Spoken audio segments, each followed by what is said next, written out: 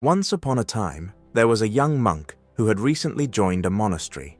His childhood was not very happy. There had been fights in the family, some painful events, and emotional scars that stayed with him. He never truly healed from those memories. He carried all that pain in his heart, even after becoming a monk. Even in the peaceful environment of the monastery, he couldn't find peace. He started feeling that something wasn't right there too. He thought, there's politics here. People don't say what they really mean. Nothing feels pure. Every little thing would disturb him. His past made him see even the good around him as bad. He wasn't just thinking, he was overthinking, constantly. He couldn't stop his mind from spinning in circles. One day it became too much. He felt restless, anxious, and overwhelmed. So he went to his master and said, "Master, I'm not okay. I want to confess something. My past keeps haunting me. I can't forget the things that happened. Even in the monastery, I feel tense. I think too much. I'm always uncomfortable inside. What should I do?" The master listened calmly and said, "I understand, but I think someone else can answer your question better. Come with me." He took the young monk outside and pointed across a deep valley. On the top of the opposite hill, a small hut was visible. The master said, "See that hut? An old sage lives there.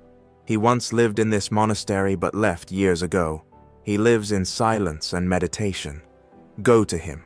He may help you understand what you're going through." The young monk nodded and said, "If you allow me, I would like to begin the journey right now." The master smiled. "Go ahead. You have my blessing." So the monk set off. He climbed down the hill where the monastery was located and then began climbing the opposite hill toward the old sage's hut. After a long and tiring climb, he finally reached the hut. The old sage was meditating. The monk waited silently. When the sage opened his eyes, the young man bowed and said, "Master, please help me. I carry my past with me wherever I go. I'm always overthinking. I can't forget the bad things that happened. Even now, in the monastery, I can't focus. I feel angry, sad, and lost. What should I do?" The old sage smiled gently and said, "First, let's have lunch. Today we are invited to a village down in the valley. One of our disciples has prepared food for us. Come with me." The young monk agreed.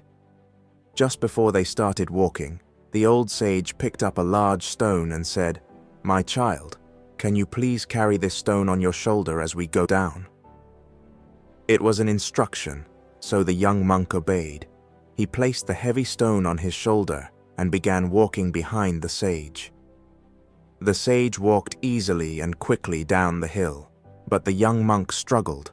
The stone was very heavy. After a while he thought, "This is too much. I should put it down." But then he stopped himself, thinking, maybe this is part of the lesson. Maybe the answer to my question lies in this burden. There must be some deeper meaning. So he kept walking, carrying the stone dot. He slipped, stumbled, and nearly dropped the rock many times. He was drenched in sweat, completely exhausted, but still kept going. His arms hurt, his legs shook. He was in pain. Finally, after much struggle, he reached the bottom of the hill.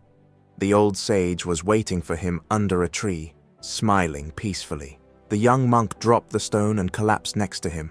He said, "You're smiling? I'm in pain. This task was so hard. What was the point of making me carry that stone?" The sage looked at him and calmly asked, "How was your journey?" He replied, "Journey? All I could think about was how heavy this stone was. I couldn't focus on anything else. My body is hurting, and my mind is drained." The sage nodded and said, "Then why didn't you put it down?" The young monk said, "But you didn't tell me I could." The sage smiled again and said, "My child, I only told you to pick it up. I never said you had to carry it all the way. You chose to keep holding it. You made your own journey painful." He placed a hand gently on the monk's shoulder and continued, "This short journey you just made, that is life. And the heavy stone you carried, that is your past, your pain, your old memories. You think you have to carry them, but the truth is, you can put them down anytime. The moment you do, you will feel light. You'll be free. He looked into the young monk's eyes and said softly, "If you keep carrying the past, your entire life will feel heavy. But if you learn to let go, life becomes peaceful again. Just drop the stone. That's the secret." We all carry some kind of stone, our regrets, our guilt, our wounds. But healing doesn't begin by holding on. It begins by putting the weight down. Let go, forgive, move forward, and smile again.